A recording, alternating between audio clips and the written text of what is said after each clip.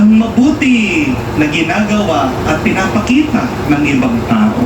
Ang malungkot na kwento, nabubuhay po tayo sa isang panahon na kung saan nakikita natin ang pagkakamali ng iba at hindi natin pinapansin ang pagtsatsaga nila. Buti pa ang dumi ng bahay na alala mo. Pero yung pagkain na niluto nila para sa'yo, hindi mo man pinasalamatan, nakalimutan mo. Bakit yung magulong kwarto ang napansin mo, pero yung nakabukas silang puso, binaliwala mo? Kapag nagpakita sa'yo ng pagmamahal ang isang tao, huwag mo itong suklian ng panlalait at kasamaan. Amen? Please, repay kindness with kindness.